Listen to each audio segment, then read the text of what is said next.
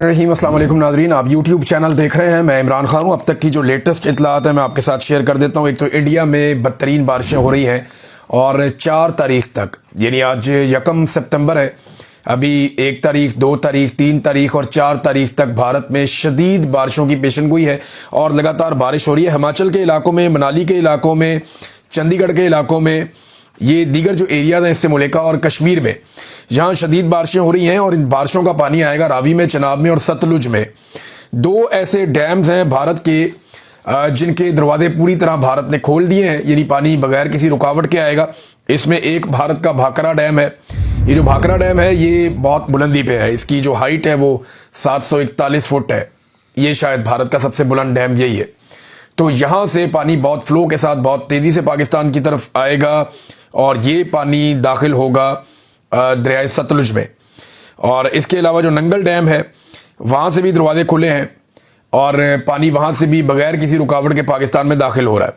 तो अगले 3 से 4 दिन भारत में शदीद बारिशें हैं और कुछ ऐसे डैम्स हैं जिनके दरवाजे डैमेज हुए हैं या टूट गए हैं। अब वहाँ पे पानी के फ़्लो को नहीं रोका जा सकता, तो पानी पाकिस्तान में बहुत तेज़ी से आएगा।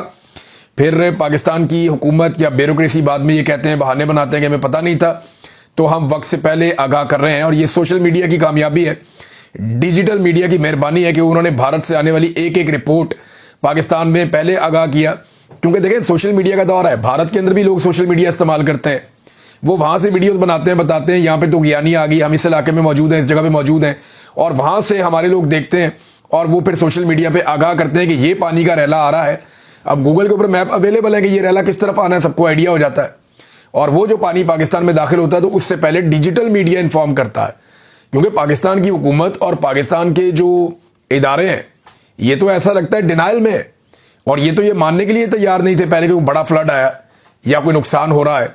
अब इन्होंने नए नए बयानियां बनाना शुरू कर दिए, लेकिन सिचुएशन मैं आपको बता रहा हूं वो ये है कि हिमाचल से और मनाली से शदीद बारिशों के बाद अगले 4 दिनों में एक बड़ा रैला पाकिस्तान में, यानी ये पूरा वीक है, ये बड़ा खतरे वाला है और इसमें पानी पाकिस्तान में दाखिल होता रहेगा। तो जो खतरा रहेगा पाकिस्तान में वो आपके कसूर से लेके बहावलपुर तक के इलाके, ये तमाम शहर खतरे में रहेंगे। जंग की सूरत हाल मैं पहले भी रिपोर्ट कर चुका हूं कि वहां पे सबसे ज़्यादा देहात डूब गए हैं और गलत जगहों से बंद तोड़े गए हैं कुछ लोगों की ज़मीनें बचाने के लिए। ज़मीनें तो वो भी बचनी नहीं है, कुछ जो है वो शुगर मिलें बचाने के लिए। लोग इल्ज़ाम लगा रहे हैं कि शरीफ खानदान की शुगर मिल को बचाने के लिए बहुत सारे इलाकों को डबो दिया गया है, किसानों की फसलें तबाह कर दी गई हैं। तो कपास का, चावल का, गन्ने का ये बहुत नुकसान हुआ, सब्जियों का भी बहुत नुकसान हुआ। ये फसलें मुकम्मल तौर पे तबाह हुई हैं और पाकिस्तान को अरबों डॉलर्स का नुकसान हो गया है इस सैलाब के नतीजे में और नाकिस हिकमत अमली के नतीजे में। नाज़रीन, हुकूमत ने 2 बयानियाँ दी हैं अब तक, यानी आप गौर से सुने ना तो हुकूमत के कुछ लोग बैठते हैं और बैठ के ये कहते हैं कि भारत ने अभी जारहियत कर दी, अचानक भारत ने पानी छोड़ दिया और हमें पता ही नहीं चला, हमें अंदाजा ही नहीं हुआ कि ये क्या होगा और भारत की वजह से हम फंस गए। एक तो वो ये कहते हैं। दूसरे हुकूमत के लोग ये कहते हैं, नहीं नहीं, भारत ने पानी नहीं छोड़ा, भारत, हमें तो 6 महीने से पता था, हम तो 6 महीने से तैयारी कर रहे थे, हमें तो आइडिया था कि मानसून में क्या होना है, हमने तो सारे इदारे अलर्ट पे लगाए हुए थे। एक तरफ कहते हैं कि हम धोखे में मारे गए, एक तरफ कहते हैं नहीं, हम पहले से चुकन्ने थे, हमने पूरी तैयारी की हुई थी। कोई एक बयानिया इनका है नहीं। अब एक नया बयानिया लॉन्च किया गया है गवर्नमेंट की जानिब से, वो बयानिया आप सुन लें। और ये अडयाला जेल भी जाते हैं सहाफ़ी जिन्होंने ये बयानिया लॉन्च किया है। दावा किया जा रहा है कि भारत का डैम भरने का डाटा वाज़ेह तौर पर बता रहा है कि भारत ने इंडस वाटर ट्रीटी की जो SOPs है उसकी वाज़ेह खिलाफ वर्जी की है और डैमों में गुंजाइश से ज़्यादा पानी ज़ख़ीरा करके पाकिस्तान की तरफ छोड़ा है और डैम भरने का डाटा पाकिस्तान से शेयर नहीं किया। माहिरीन के मुताबिक ये अमल एक्ट ऑफ वार है। अब देखें, इसी एक छोटी सी 3 लाइनों का ट्वीट जो इनको लिख के दिया गया या इनको ये मिस इन्फॉर्मेशन दी गई, उसी में चंद सवालात पैदा हो जाते हैं ना। हम इस पर रिसर्च करते, मेरी टीम तो उन्होंने 5 सवाल तो वहीं पे निकाल दिए थे। पहला सवाल तो ये है कि वो कह रहे हैं कुछ मीडिया रिपोर्ट्स के मुताबिक, कौन सी मीडिया रिपोर्ट्स हैं जनाब, पहले तो वो शेयर कर लें आप। फिर कह रहे हैं जी डैम भरने का डाटा वाज़ेह तौर पर बता रहा है, तो कहाँ है वो डाटा जो वाज़ेह तौर पर बता रहा है? वो तो कहीं शेयर नहीं किया गया। और ये भी कहा गया कि डैमों में गुंजाइश से ज़्यादा पानी ज़ख़ीरा करके। अब क्या किसी डैम की गुंजाइश से ज़्यादा पानी उसमें आ सकता है? क्या डैमों की 4 दीवारी के ऊपर कच्ची ईंटें लगा के, मट्टी लगा के या तंबू कनाते लगा के पानी ज़्यादा इकट्ठा कर लिया गया? भाई, जो गुंजाइश डैम की होती है, डैम में उतना ही पानी आता है, उससे ज़्यादा पानी तो नहीं आता। और ये डैम जो है ये भारत के अंदर पाकिस्तानी बॉर्डर से बहुत दूर है, बहुत बहुत फासलों पे है। और फ्लैश फ्लडिंग के दौरान गुंजाइश से ज़्यादा ज़ख़ीरा करने की कोशिश में डैम टूट जाए तो इसके नतायज आपको पता है क्या होते हैं? ये बिला वजह उठा के खबरें इस तरह की लगा दी जाती है। इस वक्त भारत अपने ही शहर डुबोने का क्या खुद से नाटक कर रहा है। भारत के अंदर सैलाब आया हुआ है, वहाँ पे जो है वो पंजाब में, हिमाचल में, हरियाणा में यहाँ सैलाब आया हुआ है और उस सैलाब से भारत में नुकसान हो रहा है। वहाँ के लोग रेस्क्यू कर रहे हैं, वहाँ की गवर्नमेंट भी काम कर रही है, वो भी परेशान है। तो क्या वो अपने मुल्क को डुबोगे फिर पाकिस्तान के मुल्क को डुबोएंगे? वहाँ एक बहुत बड़ी आबादी है, करोड़ों की आबादी है, शायद इतने ही लोग जितने पाकिस्तान में रहते हैं, लगभग इतने ही है या शायद इससे ज़्यादा है। तो भारत क्या इतना बड़ा रिस्क ले सकता है? इतना बड़ा मुल्क नहीं, ऐसा नहीं है। ये भारत के अंदर भी सैलाब आया, ये बारिशें हद से ज़्यादा हुई हैं, हमारी तैयारी कोई नहीं थी। हमें लगता था कि रावी से कभी पानी आना ही नहीं, हमें लगता था सतलुज में कभी पानी आना, तैयारी नहीं करते ना कभी, हमने कभी तवज्जो ही नहीं दी इन बातों की तरफ। इमरान खान ने कहा था मैंने यहाँ पे बड़े बड़े ज़ख़ीरे बनाने हैं पानी के, ताकि कभी फ्लड्स आए तो उन्हें कंट्रोल किया जा सके। तो तब सारे हंसते थे कि यहाँ कब फ्लड आएगा। वो रूडा के जरिए इमरान खान तब क्या करना चाह रहे थे? ये इलीगल सोसाइटियों को ख़त्म करना चाह रहे थे। जो रावी बेड के ऊंचे इलाके हैं वहाँ पर वो कहते हैं आबादी बनाओ, जो नीचे है वहाँ पर आबादी मत बनाओ। वो नए जंगल लगाना चाह रहे थे, कंक्रीट के बने हुए पक्के बंद बनाना चाह रहे थे, ताकि पूरा लाहौर शहर और उसकी सराउंडिंग महफूज रहे। ये था उनका मनसूबा। उनके जाने के बाद अंधाधुंध इन्होंने बांट दिए रेजिडेंशियल सोसाइटियों को एनओसीज, और उसके नतीजे में देखें क्या हुआ। आपके सामने ना जो कुछ हुआ, तो वो इन्होंने किया ना। तो अब जनाब ये बयानियां बना रहे हैं कि डैम भरने का डाटा पाकिस्तान ने शेयर नहीं किया। पहली लाइन में कह रहे हैं कि डाटा ये बताता है, अगली लाइन में कह रहे हैं कि डाटा ही शेयर नहीं किया। तो फिर अगर शेयर नहीं किया तो वो कौन सा डाटा बताता है? ये अजीबोगरीब चीजें की जा रही हैं। एक्ट ऑफ वार है, माहिरीन कह रहे केड़ा एक्ट ऑफ वार है भाई? बारिश ज़्यादा हो गई है, वो जरा आपसे बेहतर मैनेज कर रहे हैं चीज़ों को, आपसे नहीं मैनेज हो रहा। उन्होंने बेशुमार डैम बना के पहले ही पानी जमा किया हुआ था, अब वो पानी निकाल रहे हैं और आपको तकलीफ हो रही है। मैं ये नहीं कह रहा कि भारत पाकिस्तान के साथ कोऑपरेट कर रहा है, मैं ये कह रहा हूं कि पाकिस्तान के साथ कोऑपरेट नहीं कर रहा। भारत से आप क्या उम्मीद करेंगे? अच्छे की उम्मीद आप उनसे कैसे कर सकते हैं? अभी आपने उनके तैयारे गिराए तो वो आपको प्रसाद तो खिलाएंगे नहीं। तो आपको तो अपने आप से उम्मीद रखनी थी, तैयारी करनी थी। टके की इनकी तैयारी नहीं थी। हालात क्या हैं मैं ज़रा आपके साथ यहाँ पे शेयर करता हूँ। इस वक्त हुकूमत की तवज्जो इस बात के ऊपर है कि दिन रात जो है वो डब्बे बनाए जा रहे हैं, बाकायदा डिज़ाइन करके तमाम जो अफसरान हैं उनको भिजवाया गया है कि आपने खाना और राशन मरीम नवाज की इस फोटो के साथ ये लिख के इस तरह आपने बांटना है। अंदाज़ा करें, लोगों को खाना खिलाने पे तवज्जो नहीं है, अपनी तशहीर करने पे तवज्जो है। और भाई लाखों करोड़ों लोग अगर भूखे हैं, उनमें चंद हज़ार को खाना खिलाते हैं, वो भी ये मीडिया के ऊपर उसकी टका के तशहीर करते हैं और दिखाते हैं दुनिया को जनाब मरीम नवाज का फोटो हमने चिपका दिया। और मैंने आपको पहले दिन बताया था कि ये खुद पसंदी का शिकार ज़हनी मरीज है, ये लोग यही हरकतें करेंगे और इन्होंने वही हरकतें की है। जापान के अंदर पहले टिकटॉक बनाए, अब वापस आके यहाँ पे रोजाना अपने टिकटॉक बनाने के चक्कर में ये लोगों को भी जलील करते हैं, हत्ता कि इन्होंने जानवरों को भी जलील कर दिया है। लेकिन इनको एक बात का आइडिया नहीं है, सोशल मीडिया का दौर है। यहाँ पे ये कोई 80 या 90 की दहाई नहीं है, ये सोशल मीडिया का दौर है। लोगों को बहुत शऊर है। अब वो हालात नहीं है कि आप टीवी पे इश्तिहार चला के अखबारात में पैसे बांट के आप आवाम को बेवकूफ़ बना लेंगे, वो नहीं बनेंगे आपसे। अब आवाम अब सब जानते हैं, इंसान तो इंसान है, ये तो जानवरों को नहीं बख्शते।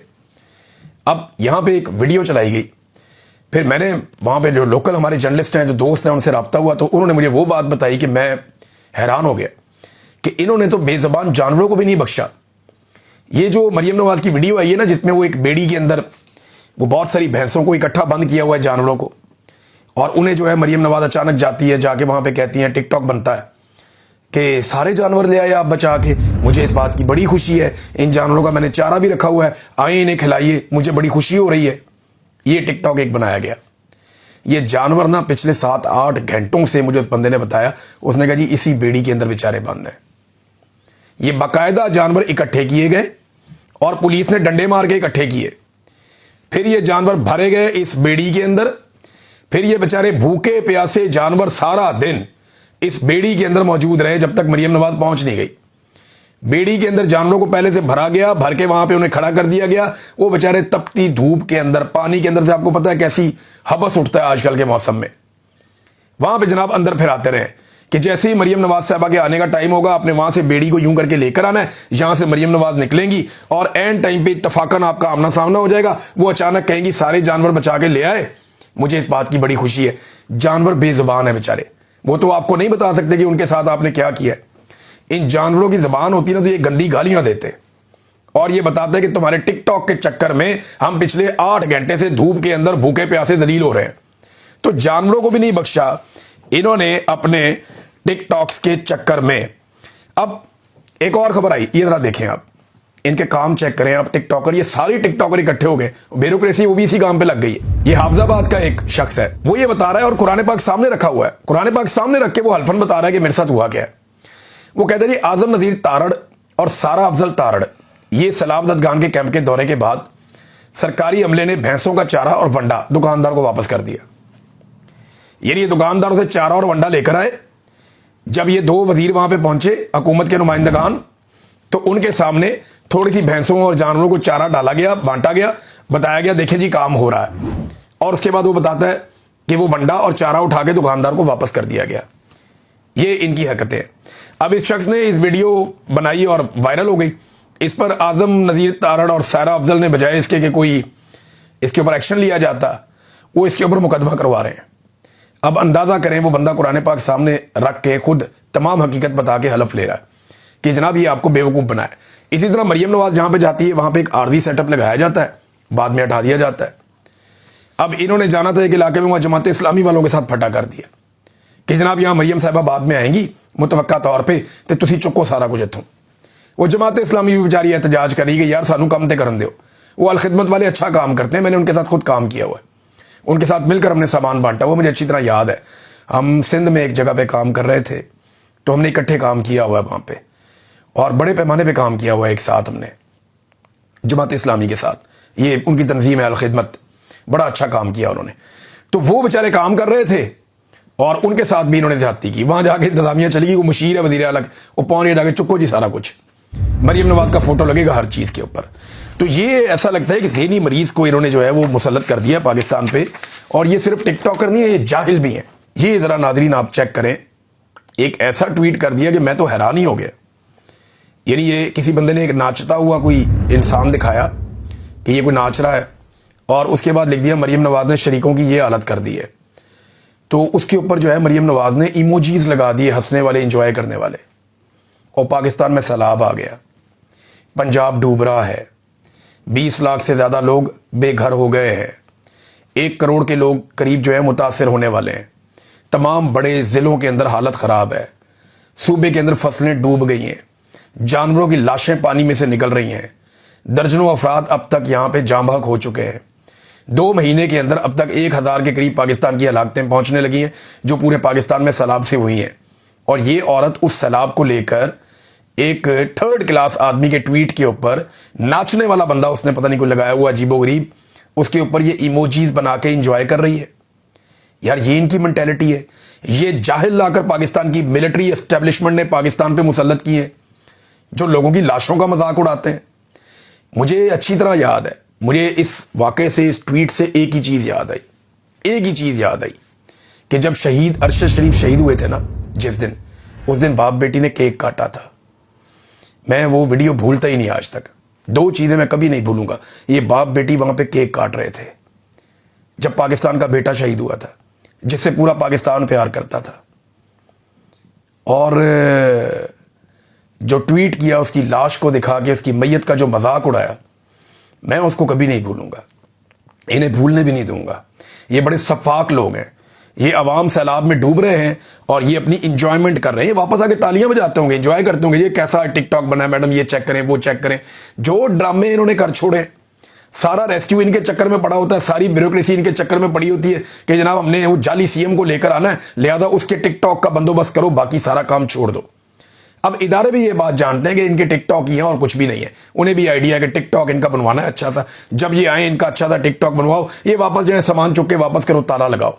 और यही काम हर तरफ हो रहा है और हम होता हुआ देख भी रहे हैं। अब नाजरीन, जहाँ पे कुछ और खबरें हैं मेरे पास इसी से रिलेटेड, कि एक बहुत बड़ी कंपेन मीडिया की अब लॉन्च की जा रही है। मेरी इत्तला के मुताबिक ये हुकूमत इस वक्त अरबों रुपया खर्च करने जा रही है पाकिस्तान के इलेक्ट्रॉनिक और प्रिंट मीडिया के ऊपर। इवन ये सोशल मीडिया पे भी अब पैसा खर्च करेंगे। कंपेन ये लॉन्च करने जा रहे हैं कि जैसे ये हुक्मरान हीरोज बन गए हैं और बहुत अच्छा काम कर रहे हैं, इन लोगों ने कमाल कर दिया है, इनके जापान के दौरे, अभी ये चाइना का दौरा शहबाज शरीफ का, ये सारी चीज़ों को इकट्ठा करके ये एक बहुत बड़ी मीडिया कैंपेन लॉन्च करने जा रहे हैं ताकि सैलाब की तबाहकारियों पे पाकिस्तान का मीडिया अपना मुंह बंद रखे। ये मेरे पास पक्की इंफॉर्मेशन है, क्योंकि जो लोग ये काम करते हैं ना वो मेरी फील्ड के लोग हैं, जो इनके साथ भी काम करते हैं वो मेरे ही लोग हैं, मेरे हमवतन हैं। तो मुझे इंफॉर्मेशन आती है, जब ये मेरे खिलाफ भी कोई प्रोपेगेंडा लॉन्च करते हैं मुझे पहले पता चलता है कि इमरान भाई तगड़े हो जाएं, आ रहा है, मुझे आइडिया हो जाता है। तो अब मुझे ये पता चला है कि ये एक बहुत बड़ी मीडिया कैंपेन लॉन्च करने जा रहे हैं। इसके बारे में और सहाफ़ियों ने भी रिपोर्ट कर दिया है, कुछ आने वाले दिनों में रिपोर्ट हो जाएगा। मेरी पाकिस्तान के जो डिजिटल मीडिया के हमारे सहाफ़ी हैं, जो इस वक्त पाकिस्तान के तमाम मीडिया पर हावी हैं और वो बढ़ चढ़ के काम कर रहे हैं अपनी जान खतरे में डालकर, मेरी उनसे गुजारिश है, सोशल मीडिया के जो वॉरियर्स हैं, मेरी उनसे गुजारिश है और साफ साफ मैं आपको बताऊंगा कि आपने इंतहाई महदूद वसाइल में इनका प्रोपेगेंडा आपने बेनकाब करना है, इनका आपने मुकाबला करना है। अगर इनके पास पैसा है तो हमारे पास क्या है? Man power. इनके पास पैसा है, हमारे पास मैन पावर है। ये लालच के जरिए काम करते हैं, हम हिम्मत के जरिए काम करते हैं और हक के लिए काम करते हैं। इनके पास ताकत है तो हमारे पास दिमाग है, इनके पास वसाइल हैं तो हमारे पास आइडियाज़ हैं, इनके पास हुकूमत है तो हमारे पास जुल्म का सामना करती हुई आवाम है बहुत बड़ी तादाद में, इनके पास प्रोपेगेंडा है तो हमारे पास हक़ाइक़ और सच्चाई है। वो ताकत, पैसा और इख्तियार इस्तेमाल करेंगे, हम हक और सच को अपना हथियार बनाएंगे। इनका भरोसा और इन्हिसार मिलिट्री एस्टेब्लिशमेंट पर है और हमारा भरोसा अल्लाह रब्बुल इज़्ज़त पर है। तो मेरी आप सबसे गुजारिश है, जो सोशल मीडिया के वॉरियर्स हैं, ये जितने भी हमारे डिजिटल प्लेटफॉर्म्स के जितने भी सहाफ़ी हैं, आप सारे फील्ड्स में उतरे हुए हैं, बहुत अच्छा काम कर रहे हैं। कुछ का मैं नाम ले पाऊंगा, कुछ का नहीं ले पाऊंगा। बहुत सारे अनसंग हीरोज़ हैं जो दिन रात काम कर रहे हैं, पाकिस्तान के हर शहर से काम कर रहे हैं। मकामी सहाफ़ियों ने बड़ी जिम्मेदारी के साथ सोशल मीडिया के ऊपर रिपोर्टिंग की है और बहुत सारे ऐसे अवामुन्नास के बीच में से लोग हैं जो अवामी इशूज़ को उजागर कर रहे हैं। आप सारे दाद के मुस्तहिक हैं, आप मुकाबला कर रहे हैं एक जालिम रजीम का। आपका हथियार सिर्फ और सिर्फ आपका माइक और आपका मोबाइल फ़ोन है और उसके ऊपर लगा हुआ एक छोटा सा कैमरा है। इसके ज़रिए से आप मुकाबला कर रहे हैं। यही आपकी ताकत है, यही आपका हथियार है। आपने इनके प्रोपेगेंडा को बेनकाब करना है और पूरी ताकत के साथ करना है। अल्लाह पर भरोसा रखें, इनके अरबों रुपए हम ज़ाया कर देंगे इंशाअल्लाह, और ये अपने प्रोपेगेंडा को फैला नहीं सकेंगे। हम बताएंगे अवाम को हकीकत क्या है और इन्हें बेनकाब करेंगे। नाज़रीन, इमरान खान साहब का केस जो अडियाला जेल में लगना था, तोशाखाना 2, एक मरतबा फिर उसकी समाअत आज मुलतवी हो गई। क्यों मुलतवी हो गई? सादी बात है कि इमरान खान साहब आसिम मुनीर साहब पे तनकीद करते हैं और आसिम मुनीर साहब को प्रॉब्लम यह है कि उनकी एक्सटेंशन के मामला डिस्कस हो जाते हैं जिस दिन इमरान खान साहब का अंदर से कोई बयान आता है। अब एक्सटेंशन के मामला जब डिस्कस होते हैं तो उनको प्रॉब्लम होती है इससे, लिहाजा इमरान खान के भांजों को अंदर रख के दबाव देने की कोशिश की गई, उनकी बीवी को भी, वो नहीं मान रहे। उनके बेटों को वीज़ाज नहीं दिए जा रहे, वो नहीं मान रहे। माफ़ी की उन्हें ऑप्शंस दी जा रही हैं, वो नहीं मान रहे। चलें, उन्हें पशेमानी की ऑप्शन दी गई, वो नहीं मान रहे। उन्हें कहा गया अफसोस का इजहार कर दें, वो नहीं मान रहे। उन्हें कहा गया चलो यार पार्लियामान में कोई बात कर दें या किसी अदलिया में बात कर दें आप, वो नहीं मान रहे। तो इमरान खान तो मान नहीं रहा इनसे और इनको आइडिया है इस बात का कि वो सख्त से सख्त स्टेटमेंट दे देगा। जो एक प्रोग्राम बना हुआ है हुकूमत और एस्टेब्लिशमेंट के बीच में कि किस तरीके से एस्टेब्लिशमेंट के और हुकूमत के मामलात एक्सटेंशन के तय पाने हैं, उसके लिए दोनों एक दूसरे पे पैंतरे भी चल रहे हैं। दोनों ये सोच रहे हैं कि बड़ा अहम मौका है, अपना ज़्यादा से ज़्यादा फ़ायदा ले लें। यानी ये जो सौदा होने जा रहा है एक्सटेंशन वाला, इसमें ज़्यादा फ़ायदा कौन लेता है, इस चक्कर में है दोनों।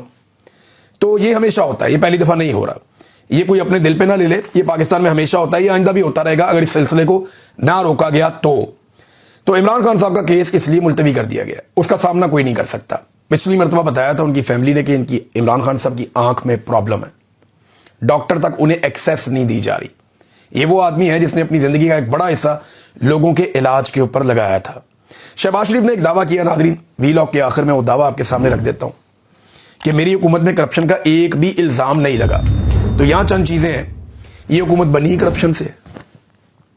भाई जो हुकूमत बनी करप्शन और 2 नंबरी से, उस पर करप्शन का इल्ज़ाम लगा के क्या करना है? हुकूमत ही इलीगल है, करप्ट हुकूमत है, बेईमान हुकूमत है, ईमानदारी से हुकूमत बनी नहीं। फ्रॉड के साथ जाली फॉर्म 47 पे तो हुकूमत बनी। फिर NRO 2 लिया आपने हुकूमत बना के, सारे अपने केस ख़त्म करवाए, चपड़ासियों वाले भी, फेक अकाउंट्स वाले भी, नवाज शरीफ के, जरदारी के, सबके केस आपने खत्म करवाए। करप्शन का तो कोई केस आपने छोड़ा ही नहीं। पुराना वाला जो है मेरिट की आपने धज्जियां उड़ा दी, हर महकमे पे लाके रिटायर फौजी बिठा दिया।